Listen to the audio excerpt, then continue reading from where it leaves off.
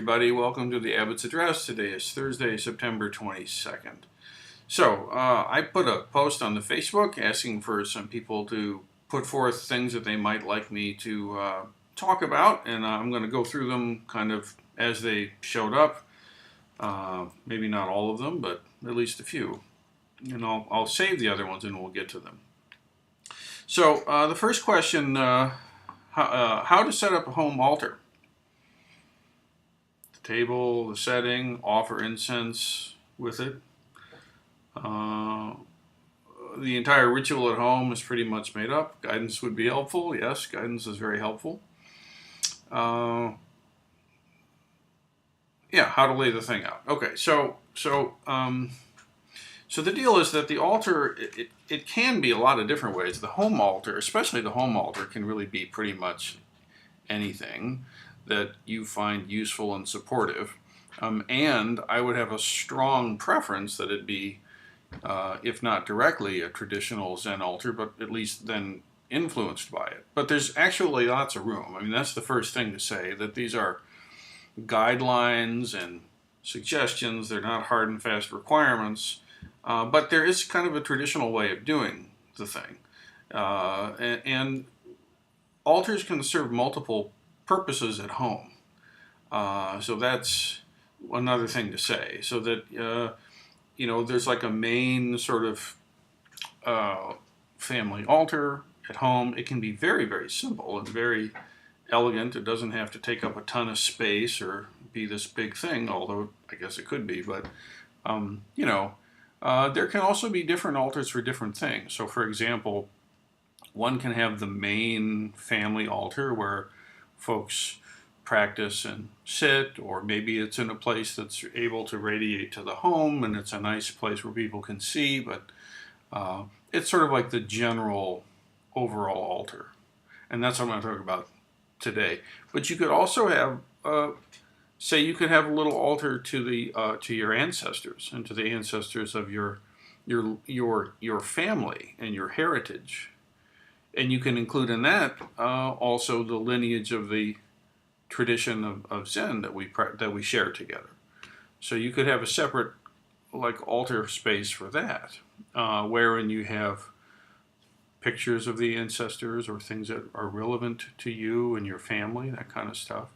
So it's just a little example, right? You can have one that's focused on Manjushri, which is more of a wisdom kind of yang, whatever kind of quality altar. You can have more of a yin one, which is more Kuan Yin, Avalokiteshvara, more compassion kind of thing. Or, maybe that's all just way too much, and just have the one simple altar. But either way, there's room for play in it. What I'm going to talk about today is just your basic standard Zen altar. So there's 5 elements to it. The first one is you have the Buddha image. And the Buddha image needs, technically, I'll give you the straight way now that I've given all the softeners and caveats. I'll tell you the sort of the straight thing that if it's going to be like regulation or whatever, this is what it would do. Okay, so from now on, that's what I'm going to say. So the Buddha's head needs to be higher than anything else on the altar. So typically what you'll see is that the Buddha image is there, but it's raised up on a little platform or something. It can be like just a nice rock that you like, or like a nice little chunk of wood or something, It can even be a tissue box, but if you got a nice cloth on the top of the nice tissue box, it makes nice. So then the Buddha image should be the highest thing on the altar, and it's the furthest thing back, and it's right in the center. Okay. Then right in front of the Buddha image, then you have a small water offering, and it's directly in front of the Buddha. So that can be just a little bowl or a little container of something, or of some kind, and it just has some water in it. And then right in front of that is the incense holder. And most of the time what these things are, they're just nice little bowls. And in the water you put water, and in the incense one you put some sand or something like that, so that when you put the incense in, it can hold it. So you've got Buddha, water, and incense. And then when you face the altar to your right, is the candle, and there would be one candle to the right-hand side, and then directly across from that to your left is the earth offering, which is flour, typically a flower. Okay, so what you've got is well, I have a diagram. Boom. Okay, so there we are. Is that working? I think that's working. Okay, so you've got the Buddha image in the front, and then in front of that the water, and then right in front of that is the incense, which is the air, and then to your right, when you face the altar, you've got the fire, and then across from that is the earth. See, and then that's kind of like your stock setup. And you can have other things in there, like we have in the temple altar. We have like I guess hard for me to see, but I guess like right here and here, we've got the little food dog guardian things, which are pugs, and they're the guardian kind of energy things. So that's kind of nice. And sometimes we have more flowers, because maybe if you're coming to the teachings, it's kind of nice for people who come to receive the teachings to bring some kind of a flower to present on the altar. That's a really nice tradition. And so in that case, the altar at the temple can be just filled with flowers, which I love, which is great. But that's your basic kind of setup. See, all right. And the Buddha image also represents space. You've got earth, air, fire, water, and space, or emptiness, right, you could say. So those are, if you Google like 5 elements, you'll come up with a bunch of Chinese stuff. If you kick around, you'll see that this business of acknowledging the elements also happens in the indigenous European spiritual traditions, pagan practices and things that go way before Christianity showed up. And so it's kind of like an early religion kind of banality. I mean, it's just everywhere, this idea that one would have some way of making space for and recognizing these different elements. And so that's actually what's going on there in the Buddhist altar. Earth, air, fire, water, and space. Okay? So that's the idea for the setup. As to the particular Buddha image, it doesn't have to only be a Shakyamuni Buddha, although that's generally preferred, but it could also be a white Tara, if that speaks to you. It could be a medicine Buddha, or it could be any one that really kind of makes the space sing and feels good. Yeah, although a lot of times what you'll see is a Shakyamuni. That's the most sort of accessible. Yeah, so I think that's that. And then we always have a little cloth or something that's underneath to make nice. And you want to make sure that the altar is a space that is taken care of in the home. That's really kind of important. So you keep it clean, and you kind of keep it nice and make it fresh. See? And that's a practice by itself. Just by keeping that space cared for, it can have a very, very positive effect for the family and for the household. At least, everything's crazy and a mess, but at least that little spot is nice and clean, It's kind of a good thing. Now, if you happen to be a Jakai member of the temple, so someone who's got some lineage documents for the precepts, then we don't display those. You don't frame that and hang it on a wall or something, typically. But what one will do or can do is have it nicely folded and put it underneath where the Buddha is sitting. So that's kind of a cool thing, So whatever it is, the thing is that the Buddha is sitting on, underneath that or somewhere like that, you can, if it works out, you can put your lineage documents in there. And then it's nice to have the space set up so that you can sit there, if possible. Now the question also came about the incense and how to deal. Okay, so being myself, I have some incense here in my office at UT. All right, so behold the stick of incense. It's kind of hard to see, I think, but there, it's a stick of incense. Okay, now there's a specific way of dealing with the incense, and that's that one. You light the candle, which is to your right, right-handed, right? And so one can go up and one holds the stick of incense. If you want to get this particular about it, I mean, you don't have to. You can just grab the thing and light it, and it's fine. But again, there is a way to do this, where you take the incense, and if you've got ash in the incense holder, then what you do is you take the very bottom end of the incense. So there's like a little nub there, you see, and you actually break the little nub off. And the reason you break the little nub off is that if you're dealing with ash as the incense holder, as the base which you put this in, instead of like sand, let's say, or rice, instead of it's actually ash, then the little nub is a little bigger than the width of the incense stick. So you put it in there and it'll go whoop, just like that. So that's a bother. So what you do is you break off the little tip, okay, set it down to the side, and then now when you stick it in, it'll just sit there. Then you hold it such that your left hand has it like that, and your right hand comes up to meet it. So it looks like you're holding it like right in between, but you're not. It's like that. It's a trick. See? Like that. And so you can come up and you can hold the incense like that, see? And then the reason we do that is so you can take your right hand and take the thing in the center, and then this goes in gasho. And then you can make here and you can put it in the candle and light it. Always a half gasho until you light the incense, and then come here, and then you do not go, because traditionally then it's a little bit clunky. No. So instead what one does is you light the incense and it comes back here, and then your other hand goes again and grabs it, and then you just go like that. And then that'll make the flame go out, and then you'll see it glowing. You see? So then, okay, here I am. I got my incense stick. Fine. The altar is lit and going. The candle is burning.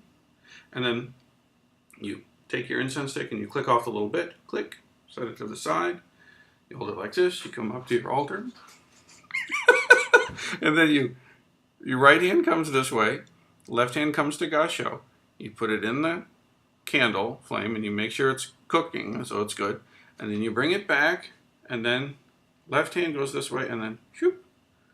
And then from there, it goes back to the right hand, and you take it like this, and you lift, and you take the bottom part, which is not the ignited part, and then you put that here. See? Like that. And you just touch. And then in it goes. And then you put it in, and then you bring your hands back together like this, and then you make your gasho. That's how. So it's a very specific way, and it's a really nice thing. And the thing about this is, although one can do it any way one wants, fine. If one has a specific way of doing it that one has trained, that is in harmony with what happens at the temple, then you get the benefit that otherwise you don't get, of having your ritual action be there for you in times of great duress, which is what a lot of the other comments were about. How do I practice when there's so much ickiness to muck, troubles, grief, sadness, the intensity, this kind of things. So there's a lot to say about that, but one of them is that, first of all, have an altar, okay? Because whether it's a wonderful day or a terrible day, then there's the altar still, okay? And have a specific way of relating to that altar so that you get the benefit, the nourishment of having a way to work with it, you see, and it's in your body. So when you come to services, you come to Sutra service on Sunday, or you come to hear a Teisho on Wednesday or what have you, you'll see that the way the altar is being navigated and worked with is precisely the same. So it's congruent and it aligns, you see. And if you come to Sesshin, it's the same. And so then your home is the same. So that gives a lot of help. It makes help. It's helpful. See? Because maybe there's nothing that you can do because it's such a sad moment, but you can light the candle and your body knows how to do it. See? Because you've done it a bunch and you're getting there, right? So you light the candle, and then you grab a stick of incense, and you do this ritual motion, see? And you go through this motions. Now, the reason that helps is that we cannot simply think our way through dealing with difficult situations. We cannot. We cannot simply just cognize away all the issues or think some really crafty way and they disappear. Maybe sometimes to some degree that can be some help, but not fully. We're body beings, you see. And so using the body in clear ritualistic ways actually is an incredibly helpful thing. Massively, hugely. So having one's altar set up and having a clear way of relating to it and navigating it is actually the first step to being able to practice in the midst of really difficult times, really crazy times. Because no matter how sad and how traumatic everything is, there does come enough of a moment where you can actually go to your altar and offer some incense. That's just true. See? And then even just doing that, then the body starts to be like, okay, here I am now. See? And the practice, the Dharma starts to come up and to nourish one's day, or nourish one's moment. Now, one thing I didn't talk about is like kind of internally what's going on when one is doing all this stuff. You know, I mean, like other ritual things we do, like oryoki, for example, the meal or stuff like that. After you know what to do, you're not thinking too much about what you're doing. You're not having troubles about what you're doing. You just know what to do, right? So then the intention becomes kind of to the fore. So let us say that you're sitting with some really, really disturbing news, which can happen. Like, it can happen a lot. Like watch the news, right? So you're sitting with some really, really difficult stuff. Well, one of the basic responses to that can very well be that when you come home from a day of tumult and confusion or activity, maybe conflict and all that kind of stuff, right? Maybe really difficult conversation, whatever. Then you can come home and put your stuff down and, you know, pet the pug and give people a kiss or whatever. And then getteth thee to thine altar. You see, and then this is what you do. You come home, put your stuff down, pet the pug or whatever it is in your case. And then get to the altar before anything else. Don't rush right into more problems to solve at home. You know, the refrigerator suddenly isn't refrigerating anymore and, oh God, you know, but well, just for a minute here, not. Go to the altar, see? And then you grab the incense. I really do recommend that you use the exact same kind of incense that we use at the temple. Again, for congruency and for alignment and for anchoring, okay? The sense of smell is a very powerful one in memory. And if you use the same incense that we use at the temple, it'll help you. Because it's all the same kind of anchoring.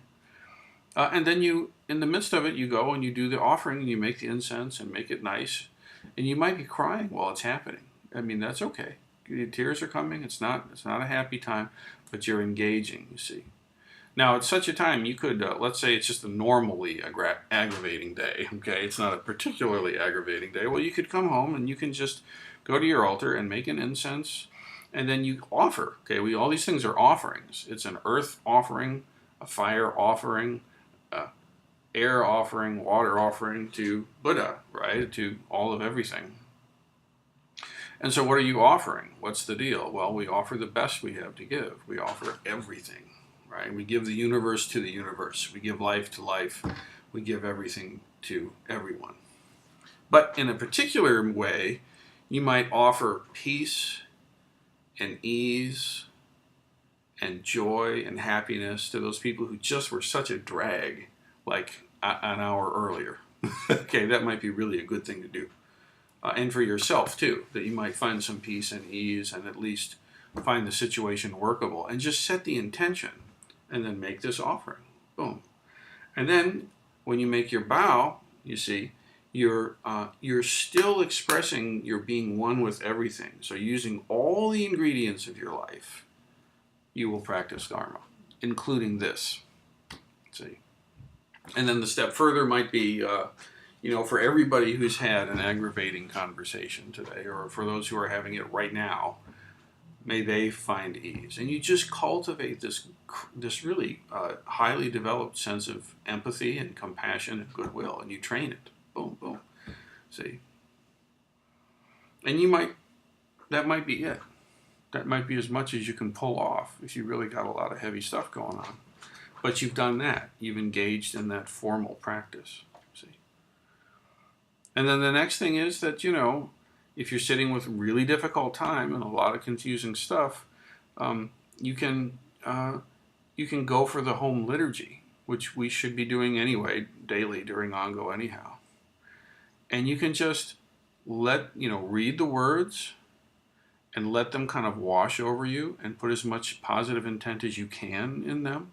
But just consider it to be kind of like a karmic watering of the seeds. Become awash in the intentions of compassion and in the teachings of the Heart Sutra, and just let it sort of let your intellect and your body both kind of bathe in the thing. If you look at it carefully, there's stuff that you do with the body, which is how you move through the space. And then now we're talking about some stuff that we do with our language, which opens up places in the heart and sometimes places in the wisdom, specifically about the metta teachings and then the Heart Sutra teachings, you see. And don't expect fireworks to go off every time you read the Heart Sutra, but I mean, continue to wash and let yourself steep in them. See? And then those intentions that are set aside there at a certain time in the home liturgy, then you can really voice aloud this stuff. And the whole thing takes a couple of minutes. I mean, not nearly as long as this, as this address has gone on, not even that long. So what I do is every morning when I wake up, I kind of stumble into the library there on the farm and you do that. See?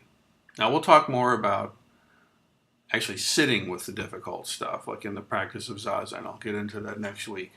But for this week, we've got some clarity around how to set up the home altar and how it functions for us in the times of difficulty and trauma. Sitting with difficult things. It's not even just sitting with difficult things, it's actually practicing with difficulty. And because Zen includes not just the sitting Zen, but it includes everything, right? It includes our whole life. So please take this up. I would love to hear comments from you in the Facebook group, or you send me emails or what have you, maybe on the YouTube if you access these things that way. And I can include the feedback in the next address that we do.